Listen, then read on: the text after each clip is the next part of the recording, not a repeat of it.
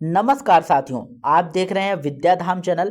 और आज की यह वीडियो बिहार के सभी पेंशन धारकों के लिए बहुत ही महत्वपूर्ण होने वाली है। अगर आपके घर में दादा दादी, नाना नानी, माता पिता या कोई भी वृद्धा पेंशन, विधवा पेंशन या दिव्यांग पेंशन ले रहे हैं तो इस वीडियो को अंत तक जरूर देखिएगा, क्योंकि आज हम साफ साफ और बिना किसी अफवाह के आपको सच्चाई बताने वाले हैं कि 10 तारीख को क्या अपडेट आया है, पेंशन बढ़ेगा या नहीं बढ़ेगा और आगे क्या संभावना बन रही है। तो सबसे पहले बात कर लेते हैं 10 फरवरी की।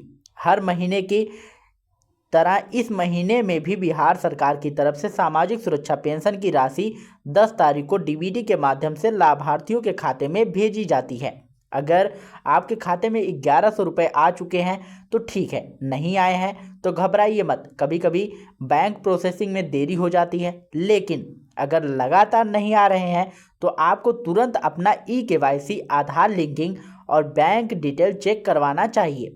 बहुत सारे लोगों को जो है पेंशन सिर्फ इसी वजह से रुक जाता है क्योंकि उनका आधार जो है बैंक खाते से लिंक नहीं होता है या डीबीटी एक्टिव नहीं रहता है।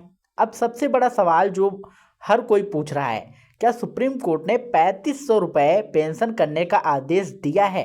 देखिए, अभी तक सामाजिक सुरक्षा पेंशन को 3500 रुपये करने का कोई आधिकारिक आदेश जारी नहीं हुआ है, क्योंकि सोशल मीडिया पर कई तरह की खबरें चल रही हैं कि 3000 होगा, 3500 होगा, 2000 तुरंत होगा। लेकिन अभी तक बिहार सरकार की तरफ से ऐसा कोई स्पष्ट सरकारी नोटिफिकेशन जारी नहीं किया गया है। इसलिए किसी भी वायरल मैसेज पर भरोसा करने से पहले आधिकारिक सूचना का इंतजार करना जरूरी है। हाँ, यह जरूर सच है कि कई राज्यों में पेंशन की राशि ज़्यादा है। जैसे हरियाणा में वृद्धा पेंशन 3000 से ज़्यादा दी जा रही है। कुछ अन्य राज्यों में राशि बढ़ाई गई है। इसी वजह से बिहार में भी लगातार मांग उठ रही है कि यहाँ की पेंशन राशि कम से कम 3000 रुपये होनी चाहिए। महंगाई के इस दौर में 1100 रुपये में दवा, राशन और रोजमर्रा का खर्च निकालना बहुत मुश्किल हो गया है।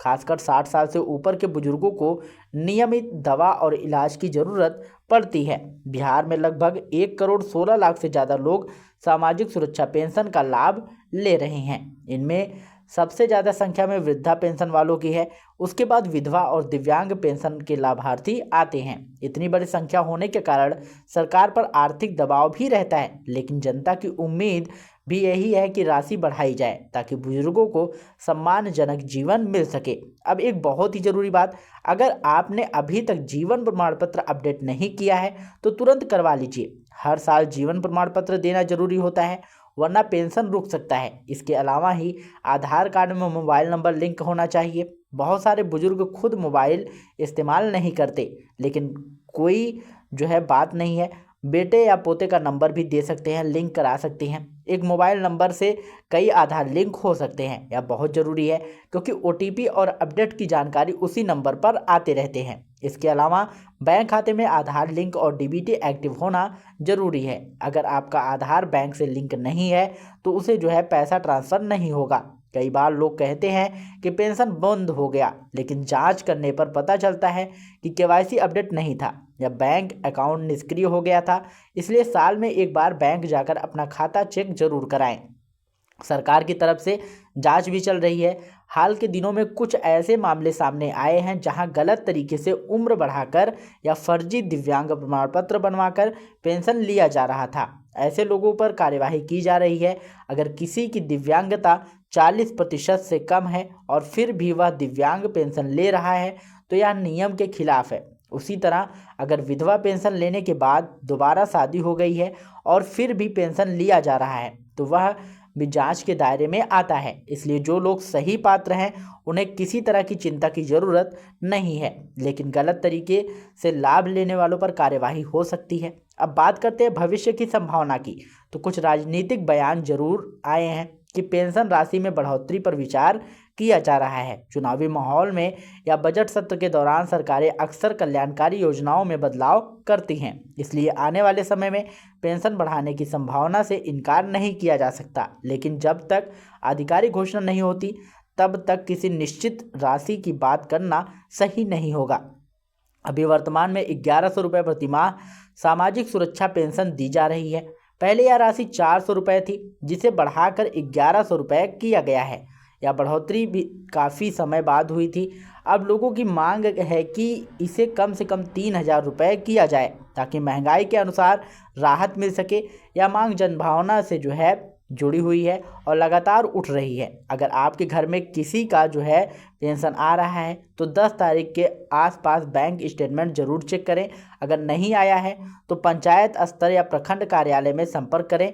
ऑनलाइन पोर्टल पर भी स्थिति चेक की जा सकती है। कई बार छोटी सी तकनीकी गलती के कारण भुगतान रुक जाता है। और ज़रूरी बात, आधार में बायोमेट्रिक अपडेट कराना भी जरूरी है। बुजुर्गों की उंगलियों के निशान समय के साथ हल्के हो जाते हैं, जिससे फिंगरप्रिंट मशीन जो है मैच नहीं होता है। ऐसे में आधार सेवा केंद्र जाकर बायोमेट्रिक अपडेट करवा लेना चाहिए। इससे भविष्य में पेंशन निकालने में परेशानी नहीं होगी। तो साथियों, साफ शब्दों में बात करें तो अभी 3500 रुपये पेंशन करने का कोई आधिकारिक आदेश जारी नहीं हुआ है।